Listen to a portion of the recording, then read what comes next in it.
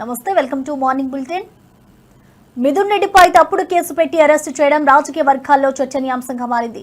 జగన్ చుట్టూ ఉన్న వారందరినీ అరెస్టు చేయాలని ప్రయత్నిస్తున్నారని విపక్షాలు ఆరోపిస్తున్నాయి. ఈ పరిణామం రాజకీయ వాతావరణాన్ని మరింత వేడెక్కిస్తోంది. విడుదల రజనీ కీలక వ్యాఖ్యలు చేస్తూ మీ వల్ల కాదు అంటూ అధికార పక్షంపై తీవ్ర విమర్శలు చేశారు. ఈ నేపథ్యంలో అన్ని పార్టీల నాయకులు తమ అభిప్రాయాలను వ్యక్తం చేస్తున్నారు. ఈ సంవత్సర కాలంగా ఏం చేశారంటే మేము చెప్పాం కదా, మేము అడ్వర్టైజ్మెంట్ చేసాం కదా, అదే అమలు చేస్తున్నామన్నారు. ప్రజలు కూడా చూస్తా ఉన్నారు. ఆ రెడ్ బుక్ అమలు చేసేది ఈ రోజు పీక్స్ లోకి చేరిపోయి నిన్న చూసాం. మిథున్ రెడ్డి గారి అరెస్ట్ దాకా కూడా వచ్చింది. జరగనటువంటి ఒక స్కామ్ అని చిత్రీకరించి మరి ఈ రోజు క్రమక్రమంగా చూస్తా ఉన్నాం. దీని మీద కొన్ని డెవలప్మెంట్స్ తీసుకొచ్చి మరి ఏ విధంగా అరెస్ట్ చేసి జగన్మోహన్ రెడ్డి గారు చుట్టూ ఉన్నటువంటి మనుషుల్ని ఇబ్బంది పెట్టేటువంటి ఒక ప్రయత్నమే జరుగుతా ఉందని మనకు స్పష్టమవుతా ఉంది. కానీ మేము చెప్తా ఉన్నాము, ప్రజలకు ఒక చక్కటి ట్రాన్స్పరెంట్ గా ప్రతి ఒక్క పాలసీ తీసుకురావడం గాని, వెల్ఫేర్ ని అందించడం గాని, అభివృద్ధి చేయడంలో గాని జగన్మోహన్ రెడ్డి గారి ప్రభుత్వం చాలా ట్రాన్స్పరెంట్ గా పనిచేసింది. ఎక్కడ ఏ ఇంటెన్షన్ లేకుండా చక్కగా ప్రజలకు మేలు చేయాలి, చక్కటి ప్రజాపాలన అందించాలి, చక్కటి అడ్మినిస్ట్రేషన్ అందించాలి, చక్కటి ప్రజా సేవ చేయాలి అనేటువంటి ఉద్దేశంతోనే జగన్మోహన్ రెడ్డి గారు వారి యొక్క 5 సంవత్సరాల పాలనని ప్రజలకు ఇచ్చారు. మరి ఈ రోజున వీళ్ళు ఏవేవో మాట్లాడుతూ ఏవేవో అంటూ ఇవన్నీ తట్టుకోలేక ఏదో ఒకటి చెయ్యాలి అని చెప్పేసి నడుంగట్టుకొని ఇలాంటివన్నీ కూడా చేస్తా ఉన్నారు. కాబట్టి ప్రజలందరూ కూడా అన్ని గమనిస్తా ఉన్నారు. మేము ఎటువంటి తప్పు చేయలేదు, మా వైఎస్ఆర్ కాంగ్రెస్ పార్టీ ప్రజలకు మేలే చేసింది, మా జగనన్న ప్రభుత్వం ప్రజలకు మేలు చేయడానికే పనిచేసింది. మీరు ఎన్ని ఇబ్బందులు పెట్టినా, ఎన్ని ఆటంకాలు క్రియేట్ చేసినా మా పోరాటం ప్రజల తరఫున ఆగదు. ప్రజల కోసం నిరంతరం వైఎస్ఆర్ కాంగ్రెస్ పార్టీ పోరాడుతుంది. ఎక్కడ ఎవరికి కష్టం వచ్చినా కూడా జగన్మోహన్ రెడ్డి గారు ఖచ్చితంగా అక్కడికి వచ్చి వారికి అండగా ఉంటారు అని స్పష్టం చేస్తూ థ్యాంక్ యూ. మిథున్ రెడ్డి అని అరెస్టు చేయడాన్ని వరద కళ్యాణి తీవ్రంగా ఖండించారు. ఆమె ప్రక్రియలో కూటమి ప్రభుత్వం ఉద్దేశపూర్వకంగా అక్రమ అరెస్టులకు పాల్పడుతుందని ఆరోపించారు. ఇటువంటి చర్యలు తీవ్ర విమర్శలు ఎదుర్కొంటున్నాయి. మిథున్ రెడ్డి అరెస్టు రాజకీయ వర్గాల్లో కలకలం రేపింది. ప్రభుత్వంపై ప్రతిపక్షాలు విమర్శలు గుప్పిస్తున్నాయి. ఈ ఘటనలు రాష్ట్రంలో రాజకీయ పాలిటిక్స్ ను మరింత వేడెక్కిస్తున్నాయి. మిథున్ రెడ్డిని లిక్కర్ స్కామ్ లో ఇప్పటికే రిమాండ్ కూడా తరలించినటువంటి పరిస్థితి ఏ రకంగా చూస్తున్నారు మేడం? మిథున్ అన్నని అరెస్ట్ చేయడం జరిగింది. ఇది పూర్తిగా అక్రమ కేసు అనేసి ప్రజలందరికీ కూడా అర్థమైంది. ఎందుకంటే ముందు నుంచి మేము ఒకటే చెప్తున్నాం, ప్రభుత్వం మద్యం అమ్మితే అవినీతి జరుగుతుందా, ప్రైవేట్ వ్యక్తులకి ఇస్తే అవినీతి జరుగుతుందా? జగనన్న ప్రభుత్వంలో ప్రభుత్వం మద్యం అమ్మింది, ఇప్పుడు తీసుకుంటే ప్రైవేటు వ్యక్తులకి మద్యం అమ్మకాలు అప్పచెప్పడం జరిగింది. ఈరోజు ప్రైవేటు వ్యక్తులకు మద్యం అమ్మకాలు అప్పచెప్పడం వల్ల మద్యం విచ్చలవిడిగా అందుబాటులోకి వచ్చింది ప్రజలకి.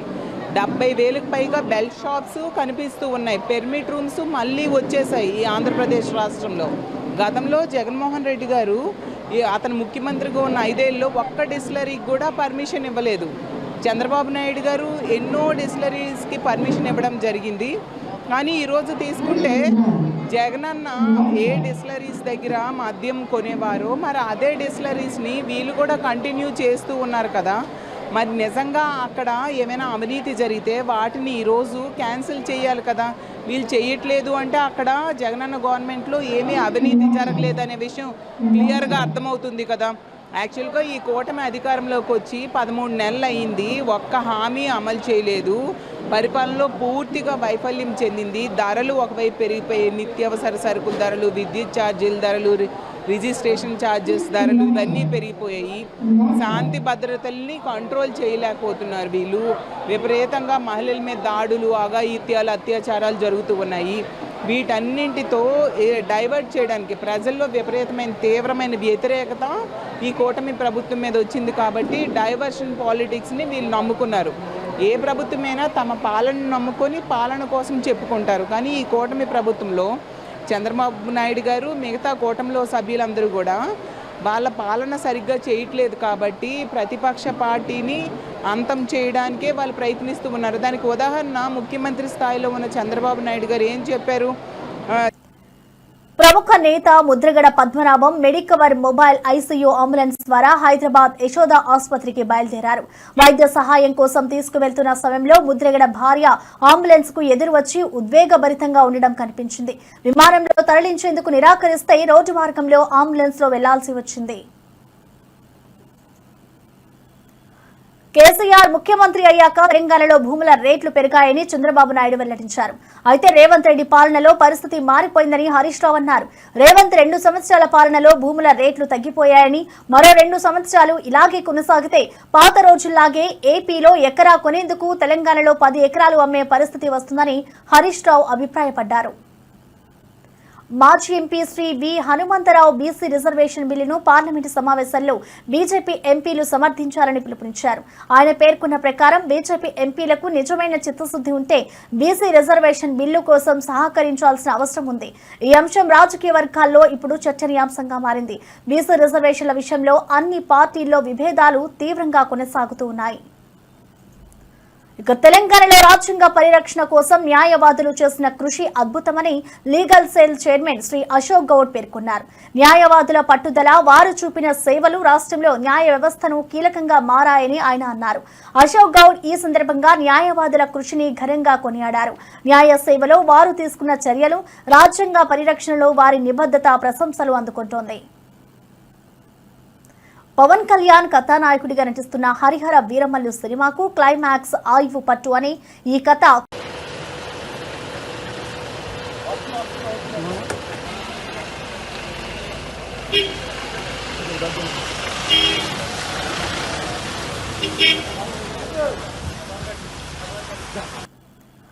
కేసీఆర్ ముఖ్యమంత్రి అయ్యాక తెలంగాణలో భూముల రేట్లు పెరిగాయని చంద్రబాబు నాయుడు వెల్లడించారు. అయితే రేవంత్ రెడ్డి పాలనలో పరిస్థితి మారిపోయిందని హరీష్ రావు అన్నారు. రేవంత్ 2 సంవత్సరాల పాలనలో భూముల రేట్లు తగ్గిపోయాయని, మరో 2 సంవత్సరాలు ఇలాగే కొనసాగితే పాత రోజుల్లాగే ఏపీలో ఎకరా కొనేందుకు తెలంగాణలో 10 ఎకరాలు అమ్మే పరిస్థితి వస్తుందని హరీష్ రావు అభిప్రాయపడ్డారు. మీకు ఒకసారి గుర్తుందో లేదో పాతది నేను యాద్ చేస్తా. కేసీఆర్ ముఖ్యమంత్రి ఉన్నప్పుడు చంద్రబాబు నాయుడు ఆంధ్రలో మాట్లాడింది ఒకసారి. అరే ఒకప్పుడు ఆంధ్రలో ఎకరం అమ్మితే తెలంగాణలో 10 ఎకరాలు వచ్చు, కానీ 10 ఏళ్లలో కేసీఆర్ ముఖ్యమంత్రి అయినాక ఇప్పుడు తెలంగాణలో ఎకరం అమ్మితే ఆంధ్రలో 10 ఎకరాలు వస్తుంది అని ఎవరన్నారు? చూసిందా మీరందరూ? ఇప్పుడు రేవంత్ రెడ్డి వచ్చి 2 ఏళ్లు కాలే, సీన్ రివర్స్ అయింది. అయిందాకా లేదా? మొన్న నేను సిద్దిపేట పోయినా, గంగాపూర్ అని చిన్నకోడూరు మండలం గంగాపూర్ ఊరికి పోయినా. ఒక మన కార్యకర్త చనిపోతే మాట్లాడించడానికి పోయినా. కొద్దిసేపు మాట్లాడినాక కూర్చున్నాం. ఏం సంగతి అన్నాక ఎరువులు ఈ బాధలన్నీ చెప్పుకుంటా ఎవడైనా లగ్గం ఉండి అమ్ముకుందామంటే భూమి అమ్మతలేదు సార్. ఏమైతుందంటే 40 లక్షలకి అడుగు తీయలేదు, ఇప్పుడు 20కి ఇస్తామంటే కూడా ఎవడత్తలేడు అన్నాడు. అంటే ఇప్పుడు ఏమైంది? సీన్ రివర్స్ అయింది. ఆడ చంద్రబాబు నాయుడు అయింది, రేవంత్ రెడ్డి అయింది. ఇప్పుడు ఏమైతుంది? ఇప్పుడు మళ్ళా ఆంధ్రలో ఎకరం అమ్మితే తెలంగాణలో 2 ఎకరాలు వస్తుంది. అయిందా లేదా? గజ్వేల్లో మీ అందరికి అనుభవమే ఉంటుంది. రేట్లు తగ్గినాయా పెరిగినాయా? ఎంత తగ్గినాయి? సగానికి సగమైంది. ఇంకా 2 ఏళ్ళు ఉంటే ఇంకేమవుతుందో. దోసాల్లో సగమైంది. ఈ రేవంత్ రెడ్డి ఇంకో ఏడాది 2 ఏళ్ళు ఉంటే ఇంకెంత తగ్గుతుంది? బేరాలు బంధు, కార్లు గుంజుకపోతుర్రు, మోటార్ సైకిళ్లకు ఇన్స్టాల్మెంట్లు లేవు, దుకాన్లు బంద్ అయిపోయినాయి, డీజిల్ కు పైసలు లేవు, బేరాలు లేవు, కొత్తగా ఇల్లు కట్టేవాడు లేడు, ప్లాట్ కొనేటోడు లేడు. ఎవడన్నా అవసరం పడి భూమి అమ్ముకుందామంటే కొనే దిక్కు లేదు. నిజమేనా? ఇది రేవంత్ రెడ్డి పాలన పుణ్యం. ఎవరు తృప్తి. మాజీ ఎంపీ శ్రీ వి హనుమంతరావు బీసీ రిజర్వేషన్ బిల్లును పార్లమెంటు సమావేశంలో బీజేపీ ఎంపీలు సమర్థించాలని పిలుపునిచ్చారు. ఆయన పేర్కొన్న ప్రకారం బీజేపీ ఎంపీలకు నిజమైన చిత్తశుద్ది ఉంటే బీసీ రిజర్వేషన్ బిల్లు కోసం సహకరించాల్సిన అవసరం ఉంది. ఈ అంశం రాజకీయ వర్గాల్లో ఇప్పుడు చర్చనీయాంశంగా మారింది. బీసీ రిజర్వేషన్ల విషయంలో అన్ని పార్టీల్లో విభేదాలు తీవ్రంగా కొనసాగుతూ ఉన్నాయి. రాహుల్ గాంధీ గారు ఏ విధంగానైతే కన్యాకుమారి నుంచి కశ్మీర్ వరకు నడిచి కులగన జరగాలన్నాడు, దానికి మొట్టమొదటి రాష్ట్రం తెలంగాణ రాష్ట్రం. రేవంత్ రెడ్డి గారు ముఖ్యమంత్రిగా, పొన్నం ప్రభాకర్ ఓబీసీ మంత్రిగా దాన్ని నెరవేర్చడం జరిగింది. బిల్లు పాస్ చేశాం. దానికి డబ్బులు కూడా 150 కోట్లు పెట్టి కులగన జరిగింది. ఇప్పుడు కేంద్రంలో పార్లమెంటు నడుస్తున్నది. ప్రతి ఒక్కరు కూడా నేను రోజు స్టేట్మెంట్ చూస్తున్నా, ఇది జరగదు, 40 రేట్లు ఎప్పుడు ఇస్తున్నారు, ఒకరేమో రైలు కింద కూర్చుంటా, ఒకరేమో ఇది జరగదు అని చెప్తున్నారు. ఇవాళ మీకు చిత్తశుద్ధి ఉంటే బీజేపీ ఎంపీలను నేను రిక్వెస్ట్ చేస్తున్నా, మీరు ఆల్ అపోజిషన్ కూడా రిక్వెస్ట్ చేస్తున్నా, మీకు నిజంగానే బీసీల మీద ప్రేమ ఉంటే నరేంద్ర మోడీ గారు కూడా ఓబీసీ ప్రధానమంత్రి. ఆయన తప్పనిసరిగా పార్లమెంటులో దీని మద్దతు పలకాలే.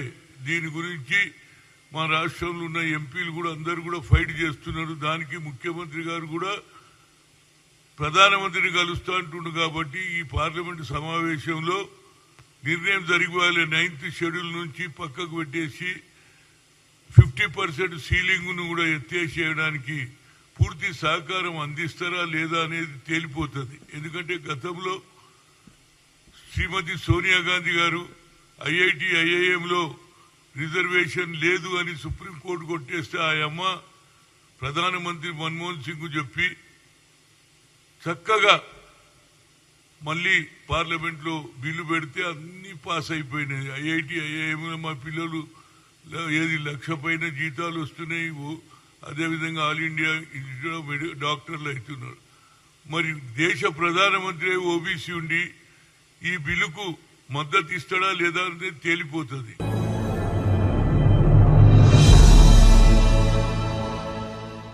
ఇక తెలంగాణలో రాజ్యాంగ పరిరక్షణ కోసం న్యాయవాదులు చేసిన కృషి అద్భుతమని legal cell chairman Shri Ashok Goud పేర్కొన్నారు. న్యాయవాదుల పట్టుదల, వారు చూపిన సేవలు రాష్ట్రంలో న్యాయ వ్యవస్థను కీలకంగా మారాయని ఆయన అన్నారు. అశోక్ గౌడ్ ఈ సందర్భంగా న్యాయవాదుల కృషిని ఘనంగా కొనియాడారు. న్యాయ సేవలో వారు తీసుకున్న చర్యలు, రాజ్యాంగ పరిరక్షణలో వారి నిబద్ధత ప్రశంసలు అందుకుంటోంది. ఈ రోజు జరిగిన మీటింగ్ లో చాలా మంచి విషయాలు చెప్పారు. అంటే how to we focus on the రేపటి మీటింగ్ను ఎలా ఫోకస్ చేయాలి, మన తెలంగాణ నుండి ఏంటి ప్రపోజల్స్, అంటే to protect the constitution, to face the challenges of the constitution మీద ఒక గ్రూప్స్గా ఏర్పడి డిస్కషన్ పాయింట్ను ఒకటి ప్రిపేర్ చేసుకొని మళ్ళీ 25th రోజున మళ్ళీ మేడం గారి ఆధ్వర్యంలో మీ అందరం మళ్ళీ కలిసి రేపటి రోజున ఢిల్లీకి ఏదైతే మీటింగ్ పోతున్నామో అక్కడ మన తెలంగాణ వాయిస్ వినిపించడానికి, అంటే తెలంగాణలో ఉన్న న్యాయవాదులు ఇలా కాన్స్టిట్యూషన్ రక్షణ కోసం పోరాడడానికి ముందుకు వస్తున్నారు, వారి యొక్క పాత్ర ఏంటి, వారు ఇప్పటివరకు చేసిన కార్యక్రమాలు ఏంటి, ఇక ముందు ఏం చేయబోతారనే విషయాన్ని కూడా మేము ఆ రోజున మేడం గారికి వివరించి చెప్పబోతున్నాం. ఈ అవకాశం ఇచ్చినటువంటి మా మేడం గారికి, కోట నీలిమ గారికి, అలాగే నా మిత్రులు వైస్ చైర్మన్ ప్రకాష్ రెడ్డి గారికి, వర్మ గారికి, మోమిన్ గారికి, మా జిల్లా కన్వీనర్ చైర్మన్లు భిక్షపతి గారికి, అభిలాష్ గారికి, అలాగే చాలామంది కన్వీనర్లు ఉన్నారు, మా సోదరిమణులు, అలాగే చాలామంది అందరూ చాలా మా ఆఫీస్ బేరర్స్ రాష్ట్రంలో 3 రోజులు హాలిడే ఉండే అడ్వకేట్లకు హాలిడేస్ ఉన్నప్పుడు కూడా వారంతా కూడా ఈ రోజు రావడం, ఈ ప్రోగ్రాంలో ఇంట్రెస్ట్ చూపించడము. ఢిల్లీకి కూడా చాలా మంది 150 మంది వస్తున్నారు. వాళ్ళందరికీ కూడా మీ అందరికీ కూడా ఒకసారి పరిచయం చేస్తాం. తర్వాత మంచి కార్యక్రమాలు తీసుకొని తెలంగాణకు ఒక మంచి పేరు తెచ్చేలా మా మేడం ఇన్ఛార్జ్. పవన్ కళ్యాణ్ కథానాయకుడిగా నటిస్తున్న హరిహర వీరమల్లు సినిమాకు క్లైమాక్స్ ఆయువు పట్టు అని, ఈ కథ కోహినూర్ వజ్రం చుట్టూ తిరుగుతుందని చెప్పారు. క్రిష్ చాలా మంచి కాన్సెప్ట్ తో ముందుకు వచ్చారని పేర్కొన్నారు. చిత్ర బృందం తరపున క్రిష్ కు పవన్ కృతజ్ఞతలు తెలిపారు. ఈ సినిమాలో నిధి అగర్వాల్ కథానాయికగా నటిస్తుండగా జ్యోతి కృష్ణ సహా దర్శకులుగా పనిచేశారు. అంటే నా జీవితంలో మొట్టమొదటిసారిగా ఎప్పుడు చేశాను ఇంత, నాకు పొలిటికల్ ఇంటరాక్షన్ చేశాను కానీ మీడియా మిత్రులతోటి. సినిమా పరంగా నేను ఎప్పుడు ఆలోచించలేదు, ఎప్పుడు నాకు చేయలేదు. ఫస్ట్ టైం మొదటిసారి నేను ఎప్పుడు కొంచెం మొహమాట పడతాను మాట్లాడటానికి సినిమాకి సంబంధించినంత వరకు. ఇక్కడ సినిమాని ఎలా ప్రమోట్ చేసుకోవాలో నాకు తెలియదు, పని చేయడం తెలుసు తప్ప దీన్ని అంటే మనం ఇంత చేసాం అంత చేసామని చెప్పడం ఎప్పుడు నాకు కొంచెం ఎబ్బెట్టుగాను ఇబ్బందిగా ఉంటుంది. ఇంకా నేను చాలా యాక్సిడెంటల్ యాక్టర్ అండ్ ఇంకా గత్యంతరం లేక టెక్నీషియన్ అయిన వాడిని. నాకు నచ్చే సన్నివేశాలు, నచ్చే సినిమాలు చేసుకోవడానికి ఆ పరిస్థితుల్లో ఇది నా మొదటి ఇంటరాక్షన్. ఇదంతా చేయడానికి, మాట్లాడడానికి ఇదేదో నాకు పొగరు అహంకారం ఏం కాదు. సినిమా గురించి నాకు చెప్పుకోవడం ఎబ్బెట్టుకోవడం, ఏం మాట్లాడాలో తెలియక చెప్తే ఎక్కువ అయిపోద్దా చెప్తే తక్కువ అయిపోద్దా అని. కానీ ఈ పర్టికులర్ ప్రెస్ మీట్ ఎందుకు పెట్టానంటే ఏం రత్నం గారి కోసం పెట్టాను. సినిమా బతకాలి అంటే ఈవినింగ్ ఆడియో ఫంక్షన్ పెట్టుకొని మళ్ళీ ప్రెస్ మీట్ దేనికంటే మళ్ళీ నాకు మీతో ఇంటరాక్ట్ అయ్యే అవసరం ఫంక్షన్ తర్వాత ఉండకపోవచ్చేమో అని చెప్పేసి అదొకటి మేజర్ ఒక ఇది కన్సర్న్. అదొకటి అంటే రత్నం గారు అంటే ఈవినింగ్ చెప్దాం అనుకున్నా, బట్ స్టిల్ ఇప్పుడే చెప్పేస్తున్నాను ఒక ఈ మాట. త్రివిక్రమ్ గారు రాసిన ఒక డైలాగు అజ్ఞాతవాసిలో, ఒక చిన్నపాటి సౌకర్యం కోసం ఇక్కడ మీరు కూర్చున్న ఒక చిన్నపాటి కుర్చీ కోసం ఒక యుద్ధమే చేయాల్సి వస్తుంది. అలాంటిది ఒక సినిమాని చేయడం అంటే ఎన్నిసార్లు మినీ యుద్ధాలు చేయాలి, ఆర్థికంగా కావచ్చు, క్రియేటివ్గా కావచ్చు, వీటన్నిటికీ సంబంధించి. అలాంటిది నేను క్రియేటివ్ పొటెన్షియాలిటీ పెంచిన వ్యక్తి. ఈ సినిమా చాలా ఒడిదుడుకులు ఎదుర్కొంది. 2 కరోనా పరిస్థితులు ఎదుర్కొంది. అన్నిటికీ మధ్యలో సినిమా మన క్రియేటివ్గా కొంత ఇబ్బంది ఎదుర్కొంది. అల్టిమేట్ ఆబ్జెక్టివ్ సినిమా బాగా రావాలని, నేను ఎప్పుడు ఏం చేసినా సినిమా బాగా రావాలనుకుంటాను. ఈ సినిమా ప్రత్యేకించి ఆయన తపన చూసి నేను ముఖ్యంగా పొలిటికల్ ప్రాసెస్కి వెళ్ళిపోయిన తర్వాత, పాలిటిక్స్కి వెళ్ళిపోయిన తర్వాత, డైరెక్షన్ అని వీటికి దూరమై క్రియేటివ్ పార్టీకి దూరం అయిపోయిన తర్వాత, పాలిటిక్స్ నా ప్రైమరీ ఫోకస్ అయిపోయిన తర్వాత మళ్ళీ దృష్టి పెట్టి సినిమా కావాలి మీరు చెయ్యాలని చెప్పి నా దగ్గరికి వచ్చి కోరుకున్నప్పుడు నేను ఎంత బెస్ట్ ఇవ్వగలను ఆ సినిమాకి అందించాను. నేను అంటే నా బెస్ట్ ఇచ్చాను. అంటే అన్నిటికంటే కూడా నేను ఇవ్వలేనిది టైం ఇవ్వలేను నేను. కానీ అలాంటి పరిస్థితుల్లో ఒక క్లైమాక్స్కి దాదాపు 57 రోజులు షూట్ చేయాల్సి వచ్చింది. మండు ఎండ బాగా, ఇట్స్ కైండ్ ఆఫ్ మిడ్ మే అంటే చాలా పిచ్చి ఎండ అన్నమాట. అలాంటి ఎండల్లో చాలా కాలం తర్వాత నాకు మార్షల్ ఆర్ట్స్, నేను ఎప్పుడో నేర్చుకున్న మార్షల్ ఆర్ట్స్, ఒక ఎస్క్రీమా కానీ, ఊషు కానీ, నేను నేర్చుకున్న సెల్ఫ్ డిఫెన్స్ టెక్నిక్స్ కానీ, యుఎస్లో నేను ఒక వర్క్షాప్ చేసిన జీత్ కండు ఇవి కానీ, ఇవన్నీ ఈ సినిమాకి నాకు పనికి వచ్చినాయి. నాకు వీళ్ళతో డిఫరెంట్ కొరియోగ్రాఫర్స్తో కూర్చొని ప్రత్యేకించి క్లైమాక్స్ పార్ట్ ఇది అందరికీ ఇన్స్పైర్ చేసింది. క్లుప్తంగా చెప్పాలంటే ఈ సినిమాకి ఇదే ఆయువు పట్టింది. ఈ ఫస్ట్ పార్ట్కి ఎక్కడ కొల్లూరు నుంచి మన కృష్ణానది తీరం, కొల్లూరు విజయవాడ సమీపంలో ఉన్న కొల్లూరు ప్రాంతం నుంచి దొరికిన ఒక కోహినూరు వజ్రం నుంచి అది ఎటు మన గోల్కొండ రాజుల దాకా వచ్చింది, మన హైదరాబాద్ సుల్తాన్ల దాకా వచ్చింది. దీని ట్రావెల్ ఇటు వెళ్ళింది. ఇవన్నీ జరిగినప్పుడు దీని నేపథ్యంలో జరిగే కథ ఇది. ముఖ్యంగా ఈ ఫౌండేషనల్ వర్క్ చేసిన వ్యక్తి క్రిష్ జాగర్లమూడి గారు చాలా హై కాన్సెప్ట్తో పట్టుకొచ్చారు దీన్ని. ఆయనను రత్నం గారు నా దగ్గరికి వచ్చినప్పుడు చాలా బాగా నచ్చి వెంటనే చేసిన తర్వాత ఒక్కొక్కటి కరోనా నిజంగా ఇంపాక్ట్ వచ్చింది. అంటే ఎలా ఉండదంటే, ఎంత హార్డ్గా ఉండదంటే ఇండస్ట్రీ అది ఎవరిని తప్పు పట్టలేదు. ఒకప్పుడు ఆయన వెంట చుట్టిన నిర్మాతలు, ఆయన వెంట తిరిగిన డిస్ట్రిబ్యూటర్స్, హీరోస్ అందరికి, అలాంటి వాళ్ళకి ఒక నిర్మాతగా ఆయన తపన పడుతుంటే నాకు అంటే ఆయన కోసం ఖుషి తీస్తున్నప్పుడు కానీ ఆయనతోటి ఎంత సౌకర్యం ఇచ్చారంటే, అసలు మాకు 1 month ముందు ప్రీ ప్రొడక్షన్ అయిపోయి నాకు అంత సౌకర్యాన్ని ఇచ్చారు. నేను కంపోజ్ చేసిన యాక్షన్ సీక్వెన్సెస్ కానీ, ఫైట్స్ కానీ, ఖుషికి నాకు ఆల్రెడీ ఒక 1 month 1.5 month థియేటర్ నాకు ఇచ్చేసి, మన సురేష్ ఎఫెక్ట్స్ థియేటర్ మొత్తం ఇచ్చి నాకు అంత లగ్జరీ ఇచ్చిన వ్యక్తి ఆయన నలిగిపోతుంటే నాకు నిజంగా చాలా బాధేస్తుంది. ఒకసారి it is not about money, it's not about success, it's about standing by whom you trust, who stood for the people and who stood for the industry. నాకు ఎందుకు ఇది మీతో పంచుకోవాలనిపించింది. సినిమా ఎంత విజయం ఇది నాకు నిజంగా తెలియదు. ఎందుకంటే నేను ఇట్లా అనుకోవచ్చు, ఇంకోలా కానీ ఒక్కటి మటుకు చాలా సిన్సియర్గా చెప్పగలను. Krish came out with very good concept, చాలా హై కాన్సెప్ట్ పట్టుకొచ్చారు. కొంత వ్యక్తిగత కారణాలు, కొన్ని ప్రొఫెషనల్ కారణాలు ఆయన ప్రాజెక్టుకి బయటికి వెళ్ళినా కానీ దీన్ని ఫౌండేషనల్ వర్క్ చేసిన క్రిష్ గారికి మనస్ఫూర్తిగా నా హృదయపూర్వక ధన్యవాదాలు తెలియజేస్తాను మా అందరి తరఫున.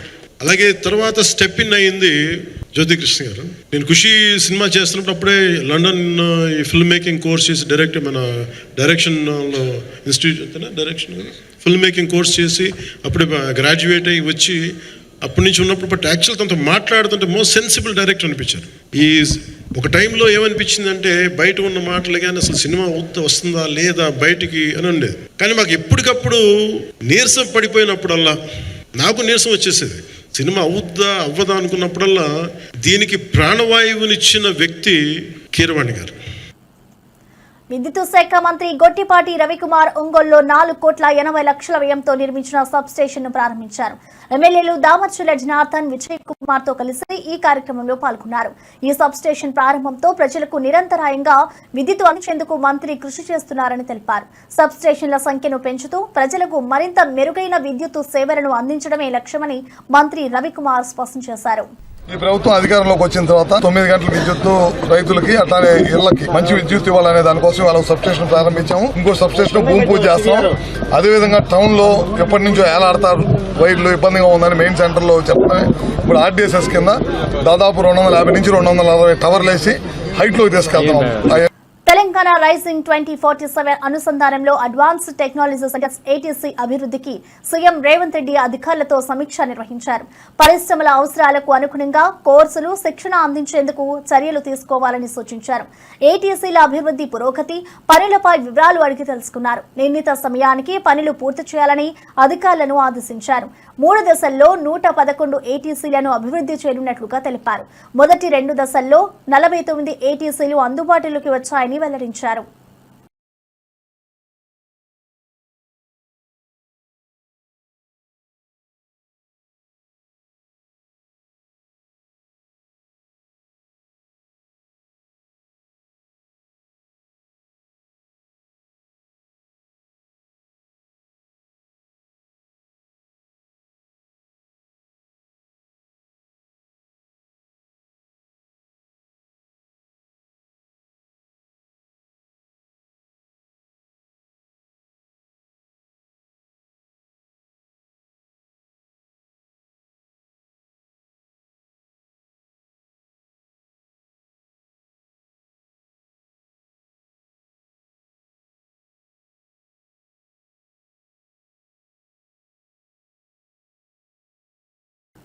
ఇక మెదక్ హత్య కేసు 8 మంది నిందితులను గుర్తించారు పోలీసులు. మెదక్ లో కాంగ్రెస్ నేత అనిల్ హత్య కేసును పోలీసుల దర్యాప్తులో కీలక మలుపు తీసుకుంది.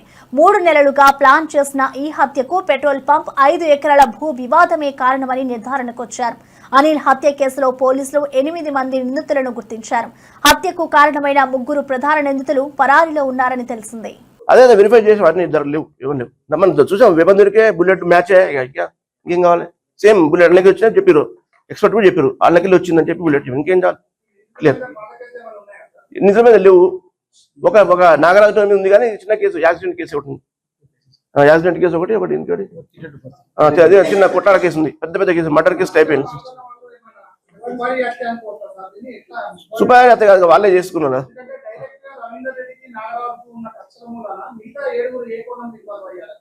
వాళ్ళు పనిచేస్తారు ఆయన దగ్గర పనిచేస్తారు, వాళ్ళిద్దరు పనిచేస్తారు. నాగరాజు దగ్గర గ్యారేజ్లో పనిచేస్తారు వాళ్ళు. దీనికన్నా వాళ్ళ బిడ్డ పెళ్లి వాళ్ళ చెల్లి పెళ్లికి డబ్బులు ఇచ్చిండు, ఇవన్నీ చేసేవారు కదా. నాగరాజు ఇబ్బంది పడుతుందని చెప్పి గమనించి వాళ్ళు హెల్ప్ చేస్తారు ఇద్దరు వాళ్ళు. ఇది పూర్తి సాక్ష్యాలతో చేసింది. ఎక్కడ డౌట్ అవసరం లేదు. పూర్తి సాక్ష్యాలు అందరూ వచ్చిండ్రు. ఇలా ఎట్టి పరిస్థితుల్లో చేస్తాము. ఇది మంచిగా ఇంకా బాగా చేసేసి ఖచ్చితంగా శిక్ష పట్టేట్టు చూస్తాం. కానీ అడ్డబెట్టుకుని ఎవరు లాండ్ ఆర్డర్ దిగితే మాత్రం వాళ్ళపైన కేసులు అవుతాయి. నాన్ బెయిలబుల్ కేసు పెట్టి రిమాండ్ చేస్తాం, అన్నీ అవుతాయి. కాబట్టి మేము చేసి మా పోలీసులపై నమ్మకం ఉంచి మీరు గమనించాలని అందరినీ కోరుకుంటున్నాం. అదేం నోటీసులు లేదు. ఇప్పుడు అందరు వచ్చారు, అక్యూజ్ అందరు ఉన్నారు కదా. మరి ఎటువంటి చిన్న క్లూ లేకుండా కూడా మనం చాలా కష్టపడి చేసిన మన అడిషనల్ ఎస్పీ, డిఎస్పీ ఇద్దరు, తూప్రాన్ డిఎస్పీ, అలాగే మా మెదక్ డిఎస్పీ, ఇన్స్పెక్టర్స్, మన ఎస్ఐస్ సిబ్బంది, ఐటీ కోర్ చాలా చక్కగా చేశారు. అందరు కృషి వల్లనే మేము 4-5 రోజులు లాస్ట్ టైం నిద్ర లేకుండా, నేను కూడా నాతో సహా అందరూ నిద్ర లేకుండా గడిపాము. సో నిద్ర లేకుండా గడిపి చేస్తేనే ఇది అయింది. కాకపోతే మనకు చాలా ప్రెషర్ ప్రెషర్ అయిపోయేది. సో అందరూ బాగా చేశారు. అందరికీ అభినందిస్తున్నా. తగు రీతిలో వాళ్ళకు రివార్డు కూడా డీజీపీ గారు ఇస్తున్నారు. త్వరలో రివార్డు కూడా ఇవ్వడం జరుగుతుంది. మీకు కాపీ ఇస్తాం, తీసుకోండి. కాపీ ఇచ్చే థ్యాంక్ యూ. కూర్చోండి. ఓకే అయిపోయిందా? ఇచ్చే కాదు ఇచ్చే. ఏమన్నారు? చూడండి, మీరు చదువుతారు, అర్థమైతే క్లారిటీ ఉన్నది.